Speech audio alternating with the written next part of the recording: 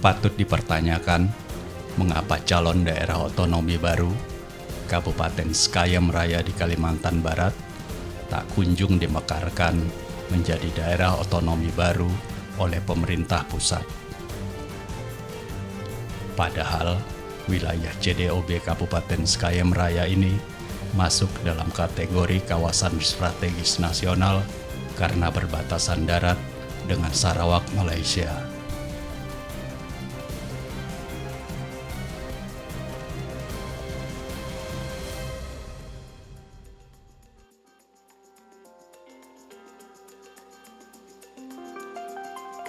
Sekayam itu memang agak kasus. Kasusnya itu adalah dia menghantarkan Sekadau menjadi kabupaten.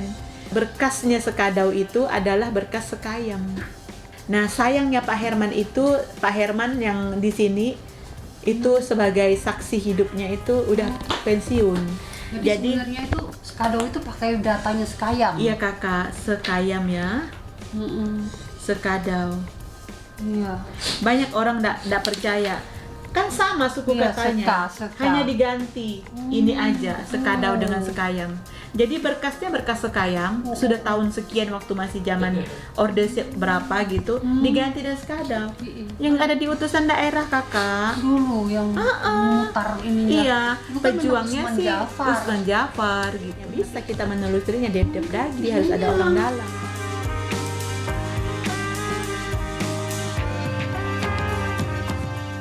Pemerintah Republik Indonesia senantiasa berlindung di balik aturan moratorium pemekaran daerah. Pemerintah juga senantiasa berkilah bahwa pemekaran suatu daerah akan membebani keuangan negara. Pemerintah seakan tak menyadari bahwa keuangan yang ada di pusat sebagian bersumber dari daerah.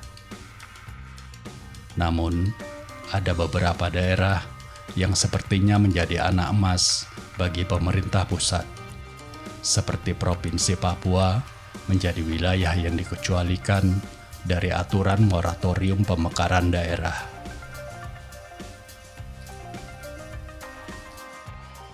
Kami sudah beberapa kali sebelumnya juga menerima audiensi atau rapat dengan pendapat umum seperti ini, dan sebagian besar juga mewakili masyarakat Papua. Mungkin ini kalau temanya Papua yang ketujuh kalau tidak salah, ya kami menerima perwakilan masyarakat Papua membicarakan tentang masalah-masalah di Papua khususnya soal pemekaran. Bukan sekedar hanya datang kita bicara teman kita atau tatanan negara yang tempat. Ya, jangan orang Papua dibodohi. Pendapat, saya kira pertanyaannya simpel sekali. Apa yang kurang lagi daripada persyaratan minimum yang ditentukan oleh pemerintah dan DPD?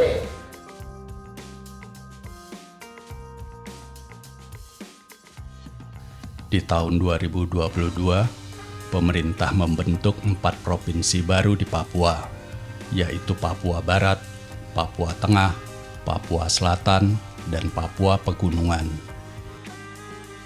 Pemerintah berdalih jika wilayah di Papua dikecualikan dari aturan moratorium pemekaran daerah dikarenakan wilayahnya yang sangat luas. Dengan terbentuknya 4 provinsi di wilayah Papua tersebut menunjukkan dengan jelas bahwa pemerintah pusat telah berlaku tidak adil dan diskriminasi terhadap CDOB lainnya di berbagai penjuru Indonesia. Mengapa hanya wilayah di Papua yang dimekarkan dan dikecualikan dari aturan moratorium pemekaran daerah? Bagaimana dengan daerah lain seperti wilayah perbatasan negara dan pulau terluar di negeri ini? Bukankah wilayah perbatasan negara dan pulau terluar sama strategisnya dengan wilayah Papua di Republik Indonesia ini?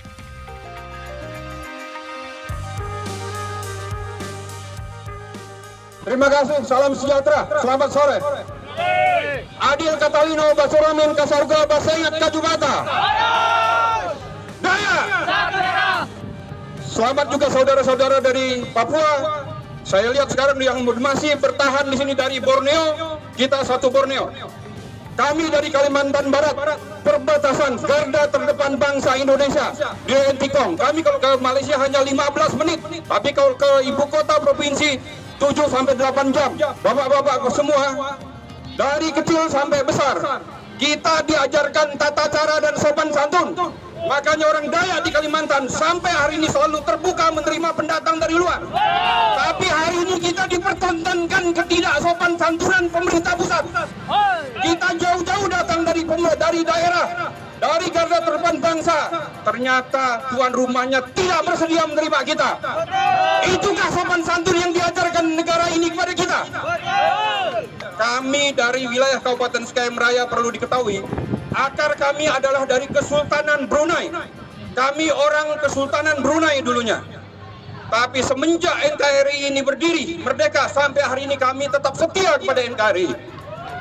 Kami tidak pernah minta merdeka. Kami tidak pernah memberontak. Tapi kami minta pemerintah pusat jangan abaikan kesetiaan kami kepada NKRI.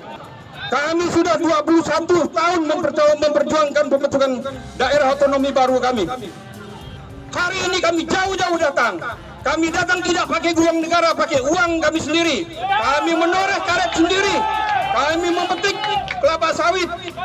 Tapi sampai hari ini kami diajarkan oleh pemerintah pusat tuan rumah tidak ada sopan santunnya.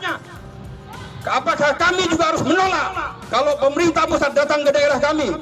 Saudara-saudara, DOB, kita berjuang sampai titik darah penghabisan, tidak akan pernah mundur.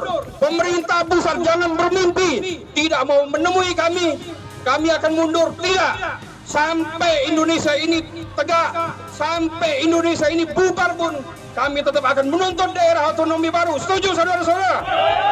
Oke, NKRI. Daya. Terima kasih, salam sejahtera.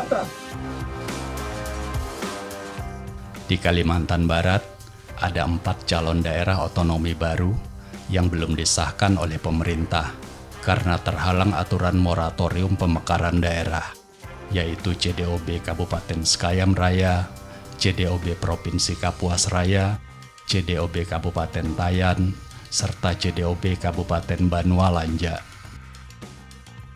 Jika para elit politik di Kalimantan Barat hanya diam, menunggu keputusan dari pemerintah pusat, hanya menjadi penonton di saat tim pengusung pembentukan pemekaran daerah berjuang, serta hanya mengikuti kemauan pemerintah pusat, maka pemerintah akan dengan entengnya menjawab, bukan hanya Provinsi Kalimantan Barat saja yang meminta pemekaran daerah. Masyarakat perbatasan harus bersama-sama ikut mengambil peran dalam perjuangan terbentuknya DOB Kabupaten Sekayam Raya. Jangan hanya menjadi penonton di pinggir lapangan, sementara teman-teman di presidium tanpa kenal lelah berjuang ke tingkat pemerintah pusat. Bisa bertemu presiden atau nggak lewat partai-partai baru, partai-partai yang ada juga seperti PSI, mungkin kita bisa lebih melobi ke anak-anak rekan-rekan presiden. Presidium pembentukan Kabupaten Sekayam Raya sudah berhasil memperjuangkan posisi CDOB Kabupaten Sekayam Raya bisa masuk dalam 23 CDOB prioritas yang telah terbit amanat Presiden Republik Indonesia, bersaing dengan ratusan usulan DOB dari berbagai penjuru negeri. Tentunya, perjuangan panjang tersebut telah banyak mengorbankan tenaga, pikiran, dan menghabiskan biaya yang tak sedikit. Diperlukan juga dukungan dari pihak legislatif dan eksekutif, serta tokoh-tokoh masyarakat untuk turut serta menyuarakan perjuangan pemekaran daerah. Lihatlah perjuangan pemekaran daerah di wilayah Papua. Walau pemerintah pusat selalu mengatakan moratorium terhadap pemekaran daerah otonomi baru, seluruh elemen masyarakat di Papua, mulai dari politisi, aparat pemerintah, tokoh adat, tokoh agama, tokoh pemuda, Mereka semua tak peduli dan terus berjuang. Hingga akhirnya permintaan pemekaran daerah otonomi baru di wilayah Papua dikabulkan pemerintah pusat.